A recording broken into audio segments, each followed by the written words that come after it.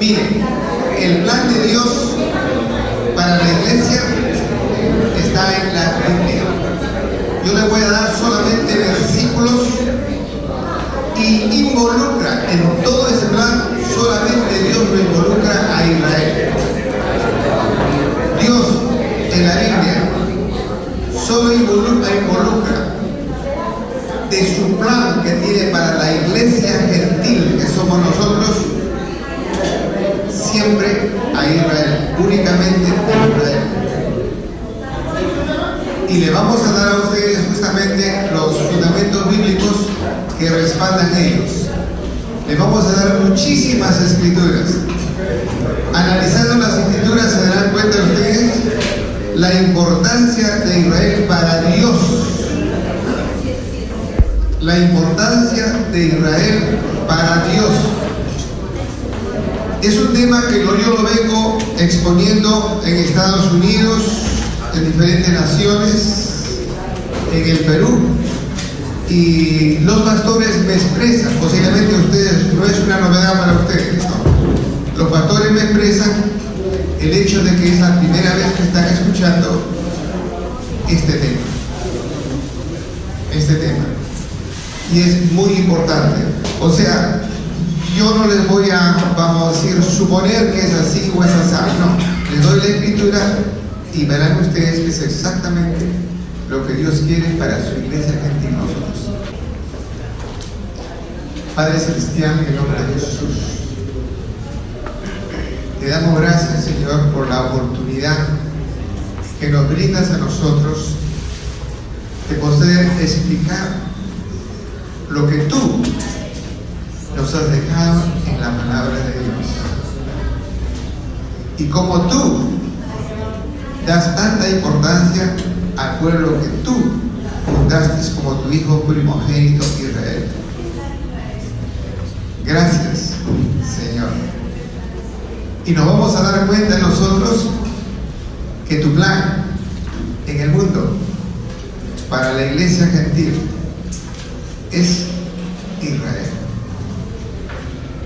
Te pedimos, Espíritu Santo, una unción muy especial a todos los asistentes, para que ellos reciban la revelación de Dios, y podamos darnos cuenta el camino que vamos a recorrer. Te damos gracias, Padre, gracias, Cristo Jesús, gracias, Espíritu Santo, en el precioso nombre de nuestro Salvador Jesucristo.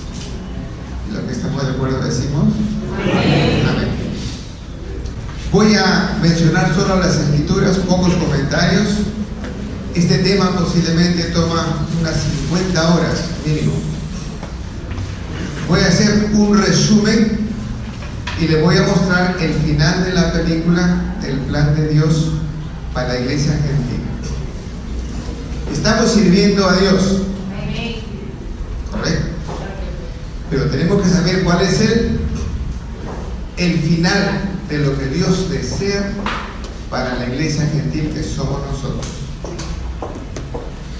Bueno, creo que todos sabemos que Dios en Génesis 3:15 dio una promesa que la simiente de la mujer iba a dar a luz un hombre que iba, dice, golpear la cabeza de la serpiente e iba a ser totalmente derrotado. Todos sabemos que la simiente de la mujer es Cristo Jesús, pero que para que venga Cristo Jesús, Dios tuvo que formar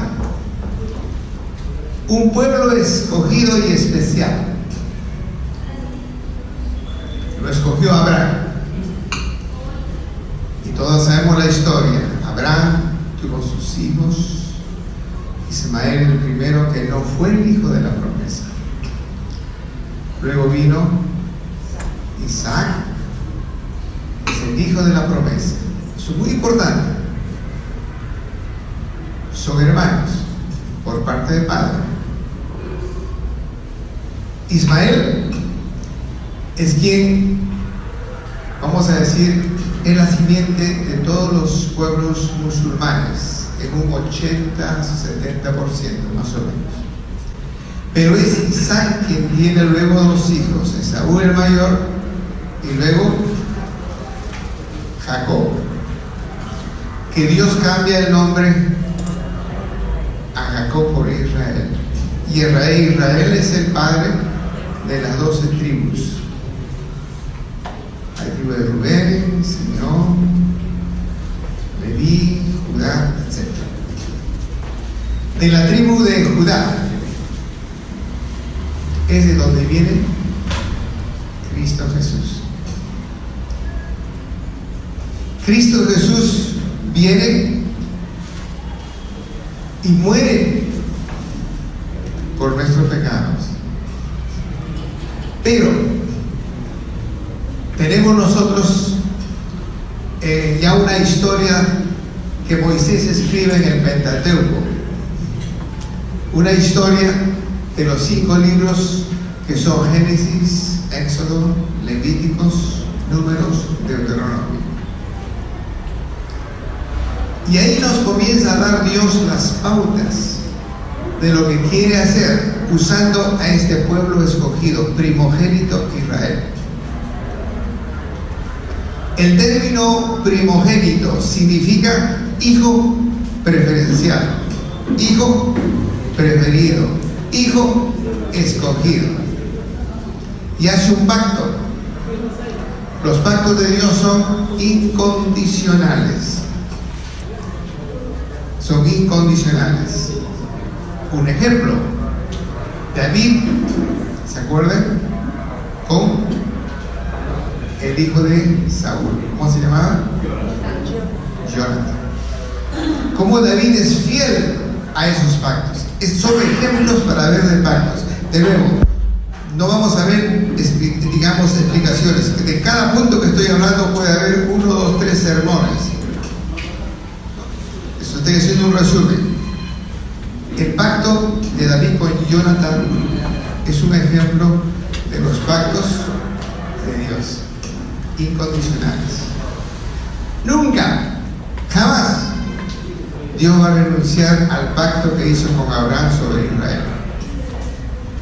Hay teorías creadas por el hombre, pero la lucha es entre la simiente de la serpiente y la simiente de la mujer, de la cual proviene el pueblo de Israel. Es una lucha permanente. Ahora, fíjense, la simiente de la mujer es el pueblo de Israel. La simiente de la serpiente son los otros que van a estar en contra. Está en Génesis 3:15. O sea, basado en Génesis 3:15 le estoy dando esta pequeña explicación. Fíjense, hay que estudiar muchísimas escrituras. Se las menciono solamente. Efesios 2:12, Romanos, Primera de Crónicas, capítulos 13, 14, 15, 16. Luego tenemos que saber Amos, especialmente el último capítulo 9. Luego tenemos que saber y conocer bien la historia en el libro de los Hechos sobre el concilio de Jerusalén. Voy a tocar estos puntos nada más. Luego tenemos que saber bien Romanos. ¿De qué trata Romanos 9, Romanos 10, Romanos 11? Romanos 9 trata lo que fue el pueblo judío. Romanos 10, lo que es hoy día el pueblo judío. Romanos 11, lo que será el pueblo judío. Hay que dominar y leer muchísimo y estudiar. Y les quiero decir que todo esto lo vamos a explicar un poquito más ampliamente en un seminario en febrero 15 y 16, que tampoco va a ser suficiente. pero estoy haciendo solamente resúmenes. Bien, conociendo todos estos versículos o estos capítulos o la Biblia que comienza en Génesis, el Pentateuco es muy importante porque nos van a dar en el Pentateuco, nos van a dar, digamos, ya desde el Pentateuco, que es los libros de Éxodo y Deuteronomio, Dios dice: este es mi pueblo escogido, Israel, pero no voy a olvidarme del otro pueblo, que somos nosotros los gentiles. Los musulmanes son los gentiles, el resto del mundo son los gentiles. Y Jesús lo reafirma, lo dice en Éxodo, lo dice en Deuteronomio. Fíjense cómo Dios ya va dando, vamos a decir, estas pautas en la Biblia. En la Biblia. Y claro, la Biblia dice que hay que escudriñar las Escrituras. Entonces, vamos a ver que Primera Crónicas habla del tabernáculo de David. Se ha explicado mucho del tabernáculo de David, muchísimo. ¿Quién establece el tabernáculo de David? David. ¿En qué consiste? En regresar a la adoración del verdadero Dios. ¿En qué forma? Está explicado en Crónicas. Cuando Salomón construye el templo y Salomón está trasladando el arca del lugar donde estaba al templo de Salomón, la Biblia dice en Samuel que ellos daban primero 6 pasos y ofrecían sacrificios a Dios. Luego daban otros 6 pasos. Se dan cuenta de la reverencia al Señor. Y luego dice, cuando entra el tabernáculo, el arca, al templo, dice, viene una nube, hay una unción increíble, extraordinaria. ¿Cuál es el significado del tabernáculo de David? Que Dios quiere que la adoración a Dios sea restablecida por los judíos a Dios. Nosotros los gentiles establecemos muchos tabernáculos, está muy bien. Comenzamos a adorar, excelente. Pero el objetivo de Dios es que su pueblo judío lo haga.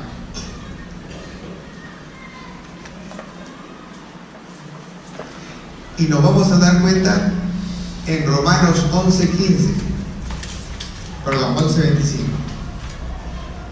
que Dios dice, este es un misterio. ¿Qué significa misterio? Una cosa no muy fácil de entender. Es un misterio en el cual Dios va a usar a los gentiles para que los gentiles puedan traer a los judíos a Cristo Jesús. La condición en el versículo es que los gentiles lleguen a la plenitud.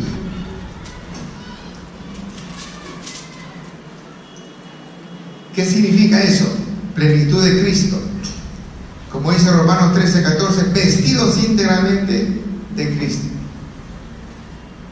Y estando en la plenitud de Cristo, la iglesia tiene que andar como en el libro de los Hechos, donde el único que guía a la iglesia es el Espíritu Santo, no el hombre. Pablo necesita instrucciones. ¿Qué hago, Señor? Ora. Y el Espíritu Santo da instrucciones. Pueblo, los judíos convertidos ya a Cristo están orando. ¿Qué hacemos, Señor? Escoge a Pablo, escoge a Bernabé. Y es el ejemplo en el cual la plenitud significa que la iglesia, comenzando por el pastor, por los líderes, lleguen a su plenitud y traigan a toda la iglesia a esa plenitud, para que toda la iglesia sea enteramente guiada por el Espíritu Santo. ¿Por qué dice misterio? Porque no hay mente humana, ni está escrito en la Biblia cómo el gentil va a traer al judío a Cristo. Dios se lo va a decir, como lo dijo en el libro, o hizo en el libro de los Hechos. El Espíritu Santo enteramente guió a la iglesia a hacer las cosas. No hay intervención humana. Nos damos cuenta ahora el plan de Dios. Entonces Dios explica ese plan.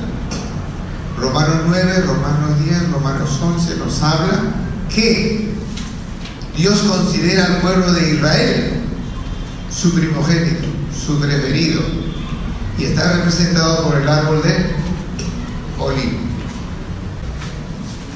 El árbol del olivo está representado, qué pena que...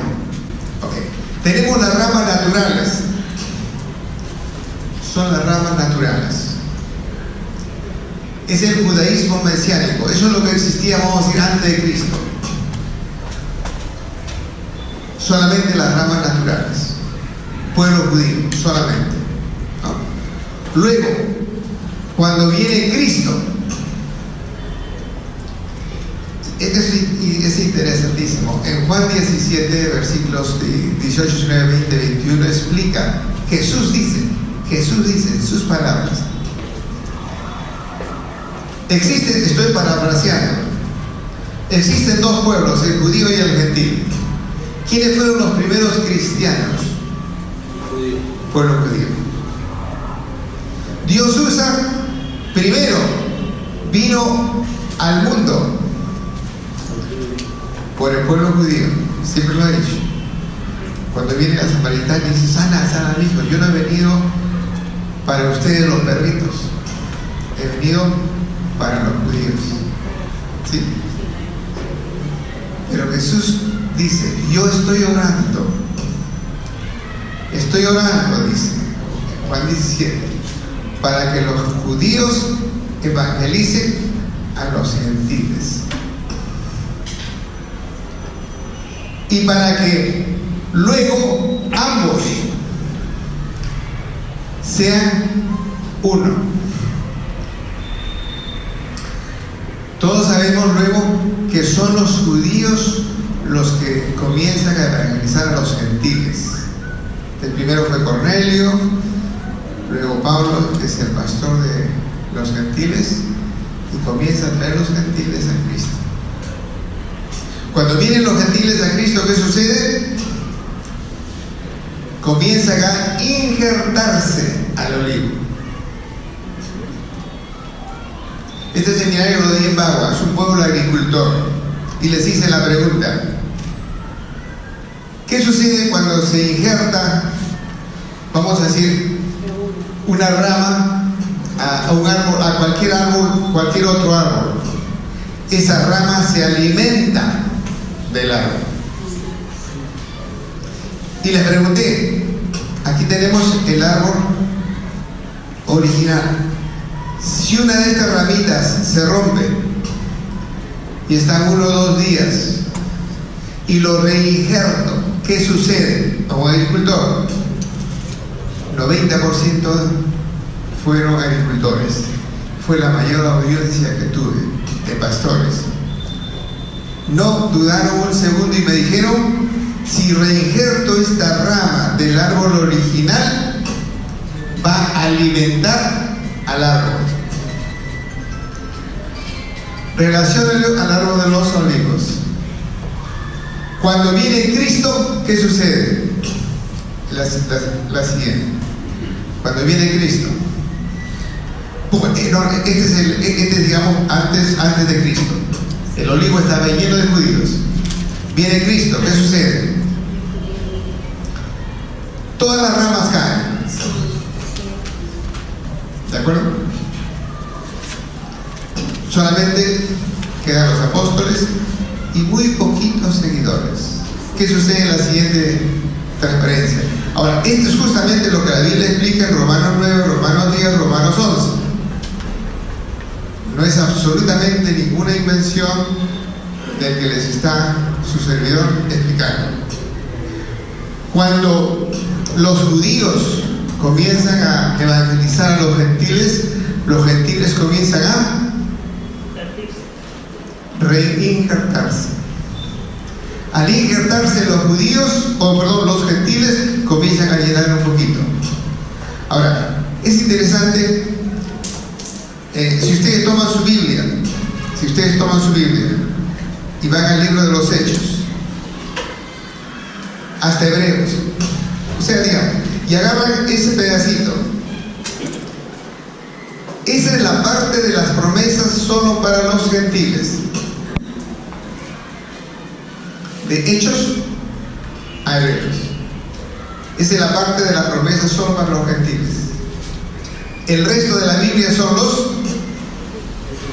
las promesas para los judíos. Dice la Biblia, y Jesús lo ha dicho, yo he venido para los judíos. Ahora, mira, recién, cuando tú te injertas en el árbol del olivo, Efesios 2:12, ¿qué dices? Dice que vas a tomar tú la ciudadanía de Israel. De nuevo, las escrituras, todo está en las escrituras. Un poquito más amplio lo voy a explicar en febrero, no suficiente todavía. Entonces, recién, tú como gentil no tienes ningún derecho, ningún voz ni voto, cero. Recién, cuando te haces cristiano, recibes a Cristo, te vas a injertar, te vas a hacer ciudadano judío, dice Efesios 2:12. Entonces, ¿qué? Recién tienes derecho a las promesas de la Biblia. Pero tú tienes que saberlo para orar en esa forma. Si eres ciudadano, vamos a decir, nacionalizado de Israel, ¿quiénes son los israelitas para ti? Ellos son judíos. Tú eres el hermano menor, ellos son los hermanos preferidos. Claro, exacto. Por lo que dice la Biblia. Entonces recién tú puedes reclamar las promesas. A veces nosotros, ¿qué pasa si tú estás en contra de los judíos? Génesis 3:15. ¿Qué pasa? ¿Qué dice la Biblia? La Biblia dice, entonces tú estás haciendo el trabajo de la descendencia de la serpiente. ¿Quién es? Satanás. Sin darnos cuenta, yo diría más del 60, 80, 90% de las iglesias cristianas y cristianos que se llaman cristianos están en contra del pueblo judío. Y sin saberlo y sin darte cuenta, estás siguiendo a quién. Lo que dice la Biblia en Génesis 3:15. De nuevo, la escritura lo dice, no el pastor Guillermo. Yo sé que esto es bastante chocante, no lo sabía, correcto, no eres el único. Posiblemente sí lo sabías, no sé. Bien, Dios quiere que se restablezca el tabernáculo de David por parte de su pueblo judío. Está bien que tú dediques oración, ayuno, alabanza, correcto. Pero Dios eventualmente te va a usar cuando estés en la plenitud de Cristo para traer al pueblo judío a Cristo. O sea, los primeros creyentes, todos judíos, y en Cristo las ramas son desgajadas completamente. Luego viene la persecución de Constantino, año 325. ¿Qué sucede? Los pueblos judíos se rehúsan a dejar el sábado. Constantino inicia la persecución a los judíos. Ahí nace la Iglesia Católica. Van a Google y vean la historia de Constantino, y todo lo explica ahí. Entonces comienzan a ser perseguidos los verdaderos cristianos. Bien, si leen el libro de los Hechos, es muy importante. Cuando Jesús vino, ¿de qué libro predicaba? ¿Del Nuevo Testamento o del Antiguo Testamento? Del Antiguo Testamento. Cuando Jesús sube al cielo y vienen los apóstoles, ¿de qué libro predicaban? Luego, la gente no entendía muy bien. Entonces, ¿qué hacen los apóstoles? Comienzan a escribir los libros explicando, amplificando los conceptos del Antiguo Testamento. Hay cerca de 1500 referencias en el Nuevo Testamento del Antiguo Testamento, aproximadamente. Entonces, justamente aquí vemos nosotros que el Nuevo Testamento completo posiblemente está en el año 180 por ahí, cuando se compila, etc. Bien, la siguiente transparencia. Tengo que ser breve, no puedo detenerme mucho. Bien, ¿qué sucede? Luego, hasta el año 100 comienzan a venir más gentiles al árbol del olivo. La siguiente, por favor.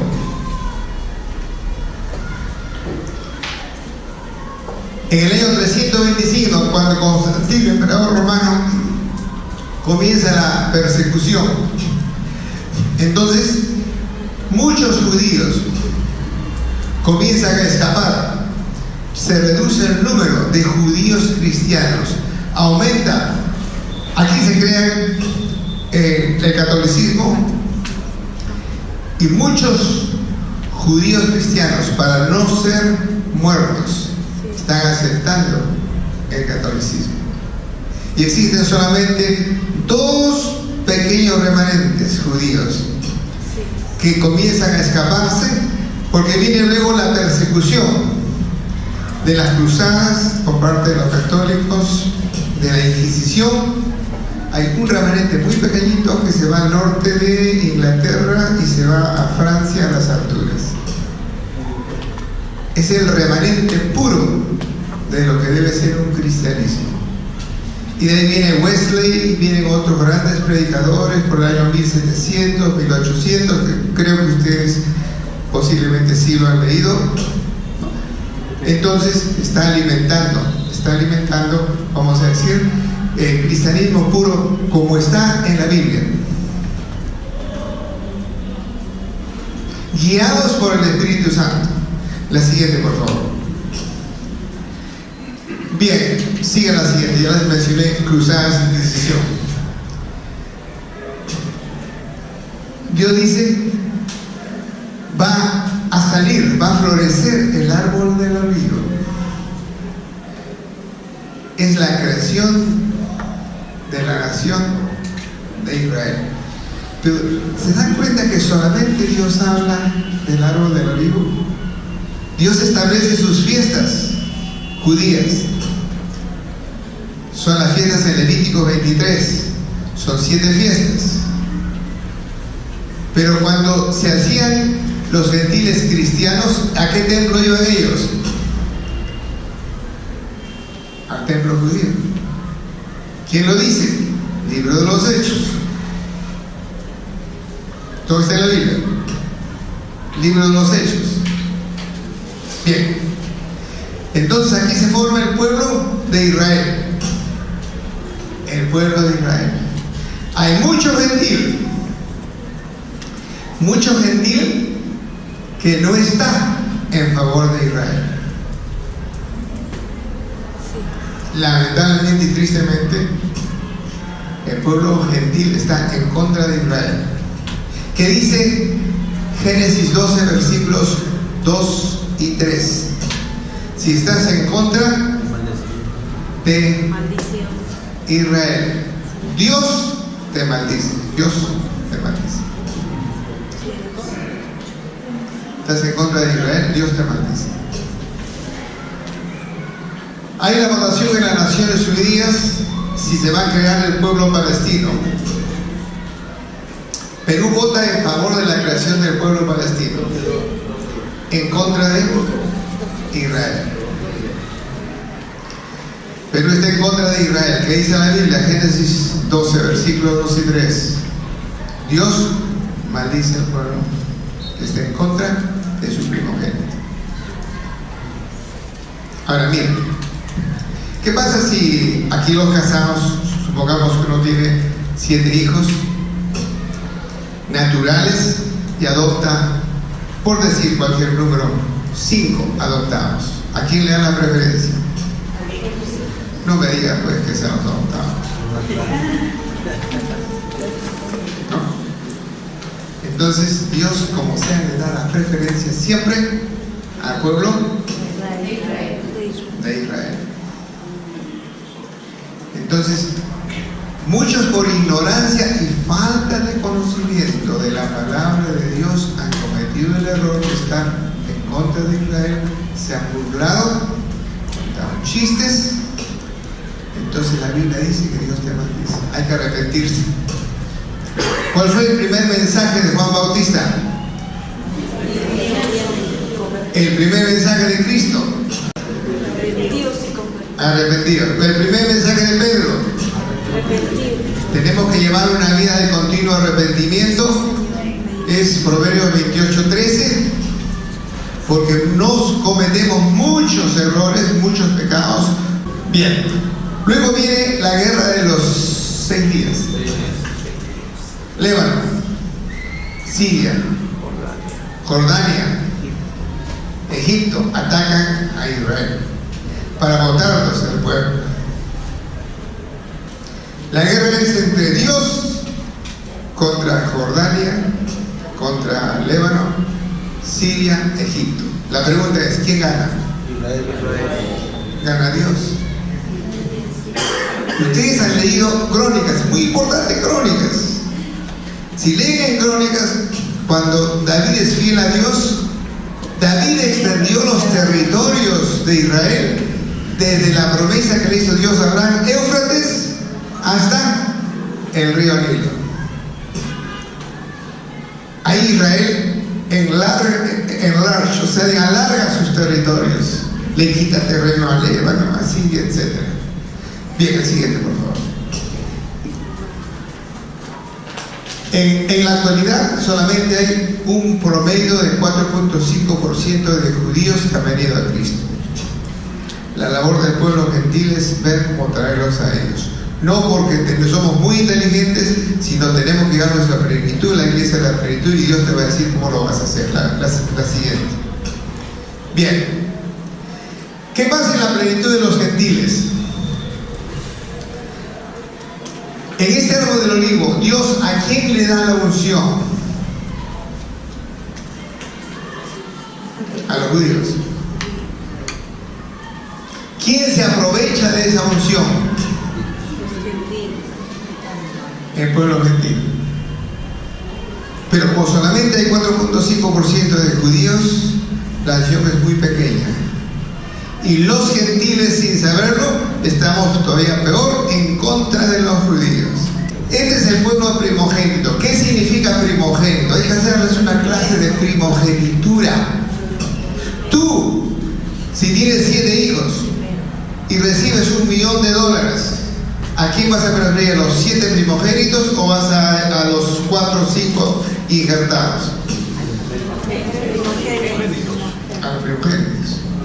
Dios da preferencia al pueblo judío 100%, sí. Cuando Perú tuvo la guerra con Chile, ¿te das cuenta? En realidad, no sé qué porcentaje de cristianos, etcétera, estaban ligados a Cristo para dar Dios preferencia, pero cuando hay una guerra contra Israel, Dios está en este lado 100%. Ahora, si vamos a enviar a nosotros misioneros a Israel, tenemos que preguntarnos, ¿Dios me ha dicho eso? ¿Estoy seguro que me ha dicho eso? ¿El Espíritu Santo me ha guiado? Pero primero yo tengo que llegar a mi plenitud. Yo tengo que formar discípulos.